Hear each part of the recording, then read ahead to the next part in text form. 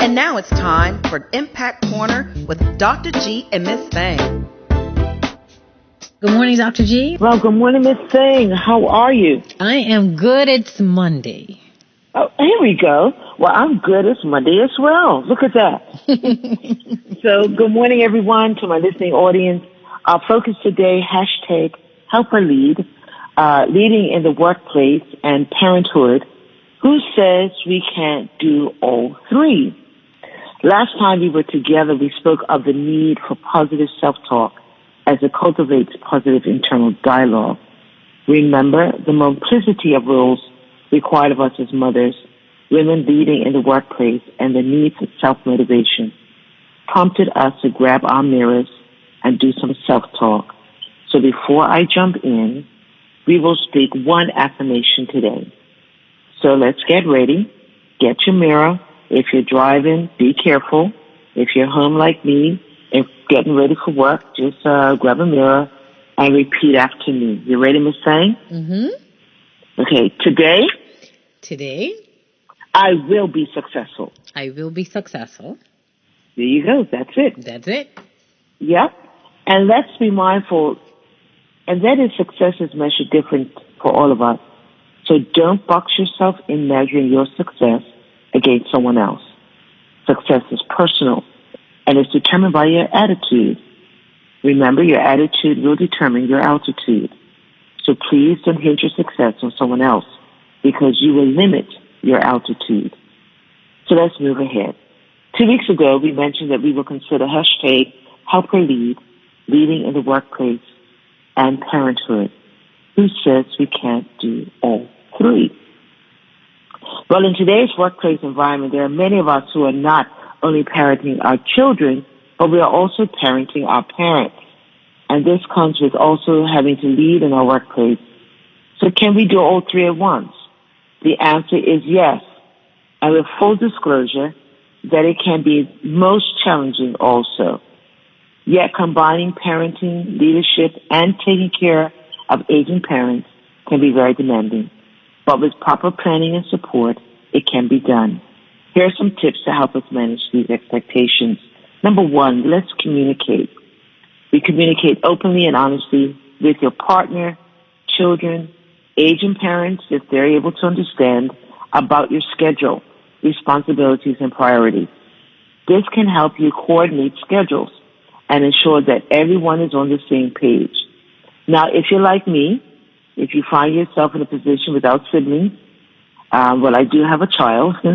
It's you, your job, and your aging parent. Share with your closest friends, whoever's close to you. Could be other family members, colleagues, and perhaps they haven't assisted up to now, but having communicated your schedule with them, your work responsibilities will provide them knowledge should they decide to lend a hand. So just share regardless. Number two, set boundaries.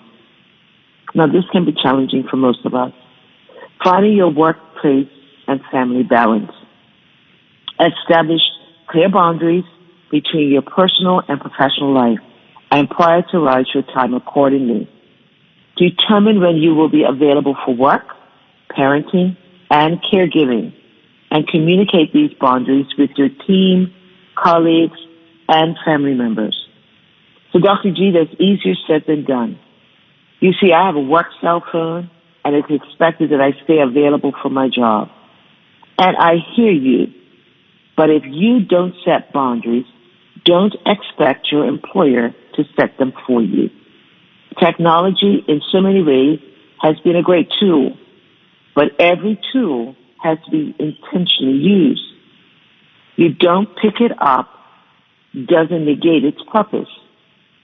The one good element about cell phones, and I found this out, they have a messaging application for when you're not available. And another great thing about the messaging application, you can play it back numerous times. So set your boundaries. Express them to your team, your boss, your family, by explaining if you call and you don't answer, it's because you're unavailable. But we'll return the call as soon as we are able. Another feature on the phone is text messaging, and WhatsApp messaging. Go figure. So if it's really urgent, then have them send a message for a quicker response. Number 3, prioritize self-care. Taking care of yourself is essential to managing multiple responsibilities. Prioritize self-care activities such as exercise, healthy eating, and getting enough sleep. I've adopted some girly activities that rain, blow, or shine, I will not forfeit because it's the only uninterrupted time I have. And if you have a talkative technician, I usually preference good morning, just to let you know I'm probably going to go to sleep. So I apologize in advance. And trust me, sometimes it's the best sleep I have. Number 4, be flexible. Be prepared to adjust your schedule and responsibilities as needed. This may mean working from home or taking time off when necessary.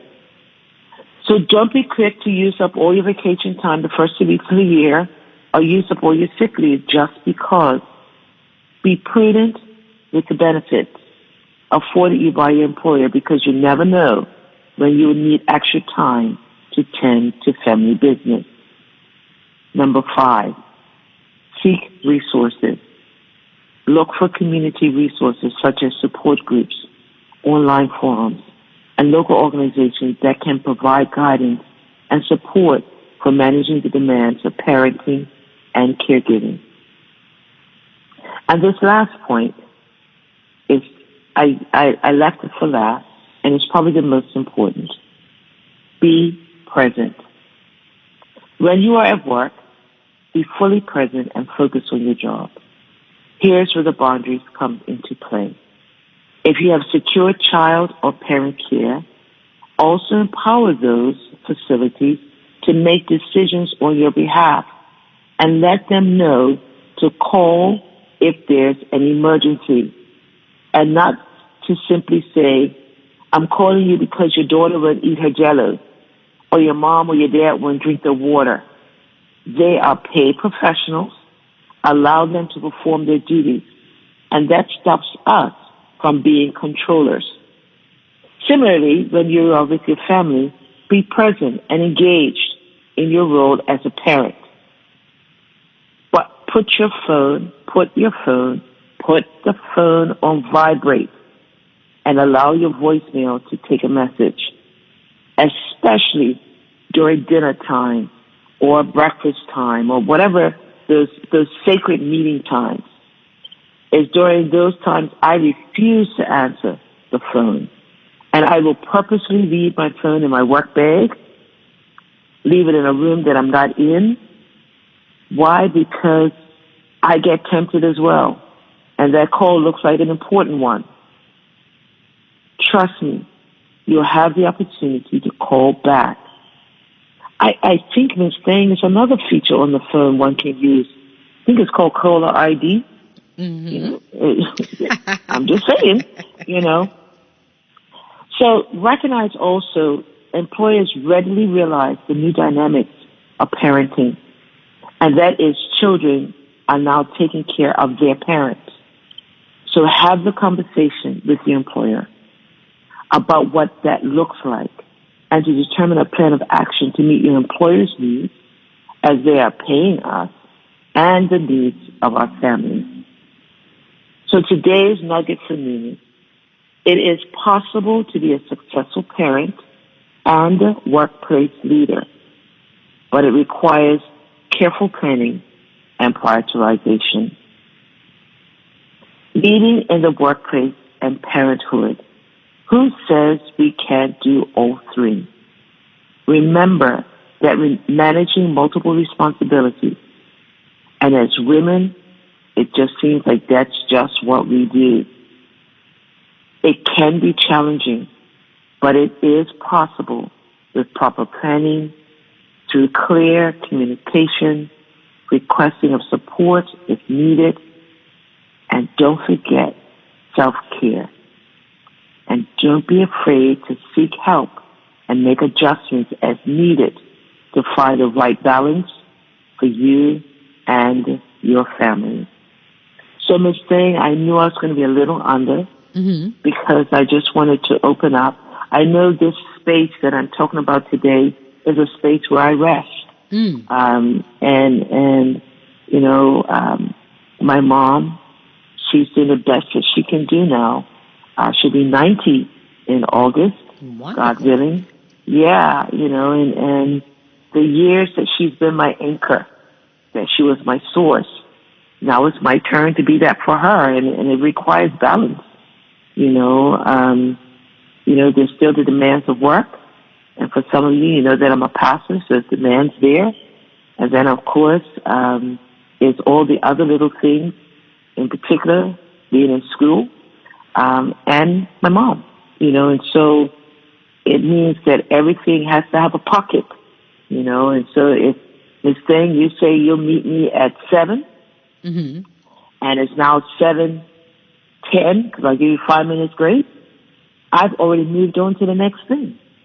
And no, I'm okay with that. I might hurt your feelings, but my time slots is very succinct because one thing runs into the other, and if I'm not careful, I won't get the sufficient rest.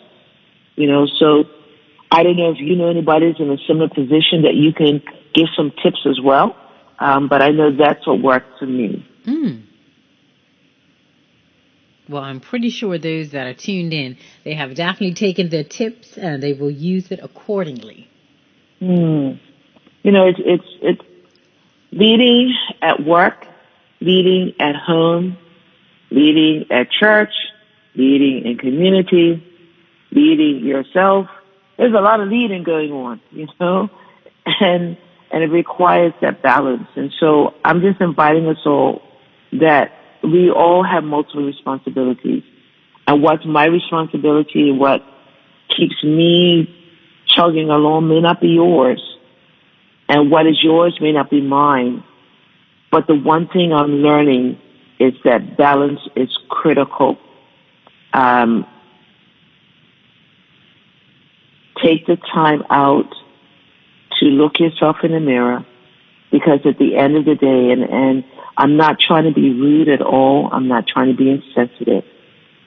But I recognize, for an example, the day that I was burying my husband, the organization didn't miss a beat, and I'm not saying that they should have.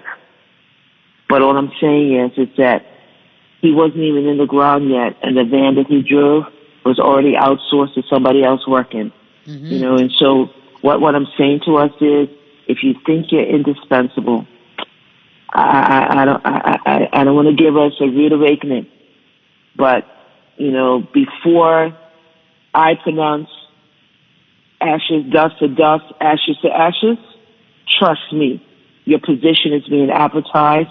The flag is not being flown half-mast. Life goes on. That's what I'm trying to say. And so it's important that we take the time out because of the demands that are placed on us. And now it is hashtag help her lead. I know, fellas, you're out there, and some of you are doing just as much because you are also a single parent or maybe raising your family without support.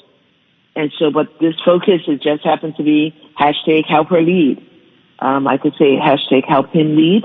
I could say that too. But all I'm saying is take the time out for you. Remember, you are the composer with the pen. Begin transcribing your destiny. Ladies, gentlemen, you've got this. Be intentional today and claim your success. As we stated at the beginning of this broadcast, today I will be successful. It doesn't matter what is going on around you. Take control of you and be successful.